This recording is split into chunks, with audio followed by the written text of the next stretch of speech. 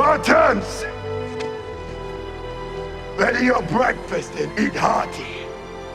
For tonight, we dine in hell! Welcome back to a brand new episode. I'm your host, Games Glitches, and today we're gonna take a look at ARK Survival version 222 and the brand new and interesting stuff that is introduced with this patch. Now let's take a look at the new things that were introduced in the patch, such as the shields. You have a wooden shield, you have a metal shield, and of course you have the Riot Shield. They've also added an offhand slot that is located right here that allows you to now place a shield. Now let's take a look at shields in order of progression. The first on the list, we would have the wooden shield. The wooden shield can be crafted straight out of your inventory and only requires 7 engram points to learn. There you go. The wooden shield has 15 weight and 313.3 durability. To craft the wooden shield, you would need 40 wood, 20 fiber, and 12 hide. This is how it looks like when you're holding the shield first person and currently blocking. Now the block from third person view. The next on the list we have the metal shield. To be able to craft a metal shield, you would need to be able to have access to a smithy. Once you're inside the smithy, you would go to your armor and shields folder, and of course you would find the metal shield. Please note that the metal shield has 720 durability. Also, to craft the metal shield, you would need 80 metal ingots, 20 cementing paste, and 15 hide. My current shield, as you could see, got a little lucky. 915.7 max durability, but the weight of the shield is identical to all of them, which is 45. This shield is actually quite heavy. Now, unlike the wooden shield, when you're blocking with the metal shield, you have this nice little window that allows you to see what's going on the other side, rather than swinging blindly. From the third person view, this is how it would look like. You have a little opening that you could look through. All I'm just wondering if it's actually just skin that has a gap, or if there's actually a physical gap that would allow you to snipe somebody straight through their shield window. And the last shield would be the Riot Shield, the most durable and the strongest shield out of the 3 of them.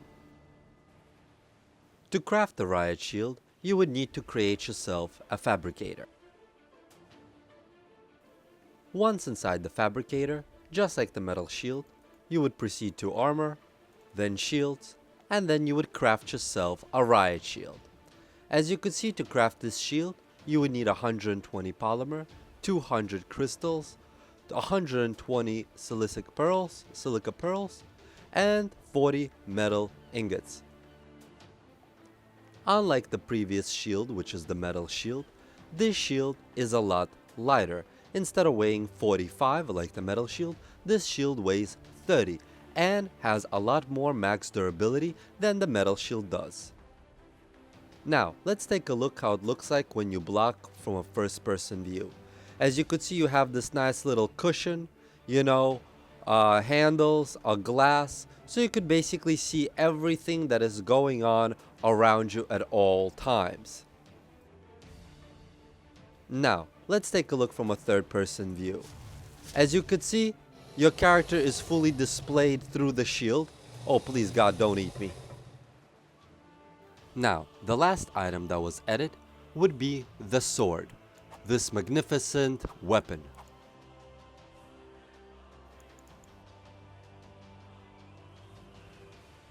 Now, to be able to craft the sword, you would first need to research.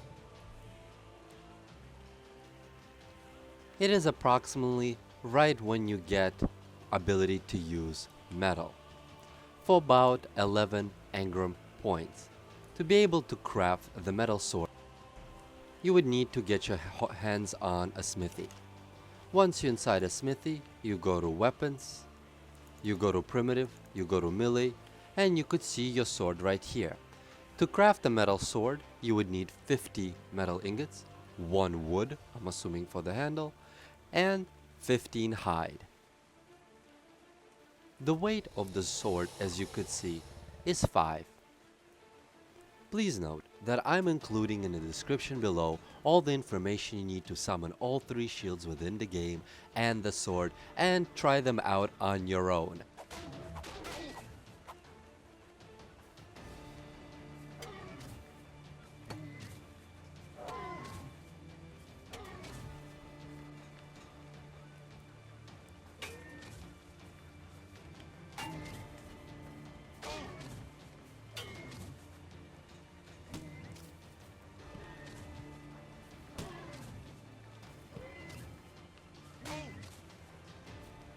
As you could see from my small demonstration with the shields, the character actually avoids all damage altogether whenever he blocks with the shield, meaning 100% of the damage seems to be absorbed by the shield when you have a successful block. There are of course cases where you don't successfully block, like if you get attacked twice in a row after you block, it seems that another second hit sometimes goes through the block because you still haven't put down your shield with the animation. The shields though, on the other hand, do suffer a great amount of durability loss. This wooden shield lost more than half durability, about 55-60% of durability, from being hit about 8 times. As you could see, the metal shield lost about this much from being hit 4 or 5, and of course the Riot Shield lost this much, also being hit about 5 times. The Riot Shield seems to be losing the least and has the most max durability out of the 3 shields. It also seems that you could chop trees with your sword like a pro. And the last but not least thing that has been added to the game is the soap, ability to scrub off dyes and paints of items and structures. For example, if you painted your house or your dino in a funky way, you could always scrub him off, or you want to unpaint him and use his natural color, you could definitely now use the soap. To craft the soap, you need to first obtain and craft yourself a cooking pot. Once you've crafted yourself a cooking pot, within it you can now put 3 polymer and 2 oil, wait a moment, and you will obtain soap. Please remember that if you by accident put your soap on the hotbar and then decide to click that hot, you will not equip the soap, but you will eat it instead. It's basically equivalent to eating raw or rotten food, as you could see. So I would highly recommend it not to put your soap or anything like that on your hotbar, otherwise you're just gonna eat it by accident.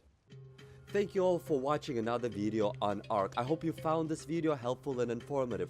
Please check out my other videos, which you can find the link here or in the description below. Also, don't forget to subscribe to the channel and click like on videos. It really helps the channel to improve and grow.